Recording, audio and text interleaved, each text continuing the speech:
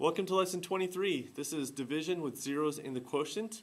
Now this division lesson has been separated by your other division lessons because putting a zero in the quotient or a zero in the answer of your division problem is kind of a different concept. It's something that catches students off guard, and it's something that you need to watch out for. So we're going to focus on that today. And to do that, we're going to use the same method you've always used for any long division. That's the DMSB that you see up there on the board, and remember what that stands for? Divide, multiply, subtract, bring down. And then it repeats if you need to. So you constantly do that over and over again until you're done with your problem. Right? And some students remember DMSB as daddy, mommy, sister, brother. That's the order you're going to want to use. So let's just go ahead and do a few of your problems and see if you could follow along in your reteach and understand this. I'm going to go ahead and do number 7, 8 into 1656.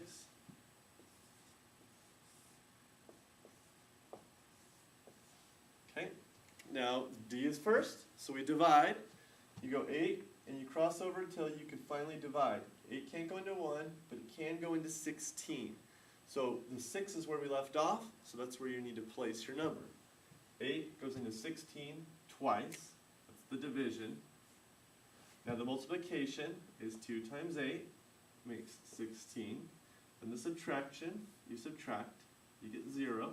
And then bring down, you always bring down the next number. You always have to bring down the next number. Now the 0 comes in. We're back to division, right? And now you divide 8 into 5. Okay, the first time the 8 goes into the number here, then the second time you want to use the divisor, it's going to go into what's left over. 5 is left over, and 8 cannot go into 5. However, there's still more work left. So that means you need to put your 0. How many times does 8 go into 5? It goes in 0 times. Okay? Then if you were to multiply, that would be 0. You put 0, you subtract, and you're going to get a 5 again, and you're going to bring down the 6. Instead, I just skip multiply and subtract, and I just bring down my next number, and I have 6. Now how many times does 8 go into 56? 7 times perfectly. And I'm at the edge. 56 would be right there. You'd subtract to get 0. There's nothing left over. Okay? So watch out for that 0. Let's try it again. The next one's going to have another 0. Let's try 3 into 324.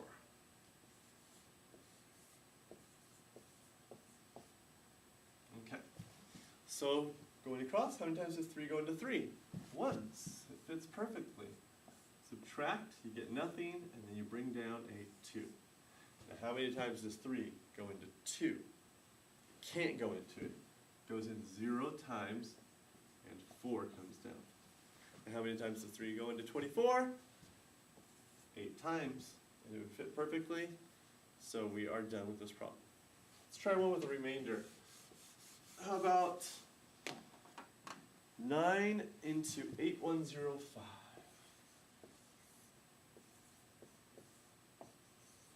Okay, 9 into 8,105. So 9 can go into 8, no. 81, yes, 81 will go 9 times, making 81. You subtract to get 0, and you bring down a 0. How many times can 9 go into 0? It can't. It'll go in 0 times. Then you bring 5 down. Ah, tricky. How many times can 9 go into 5? 0 again. And then, that's our leftover piece. So remainder 5. So 900, remainder 5. You can always check your work, do 9 times 900 and add 5. And 9 times 9 is 81 plus 2 zeros would be 8100. 8,100 plus 5 more, 8,105. Right? If you have any questions on long division with zeros in the quotient, then just come and see me, and I'd be glad to help.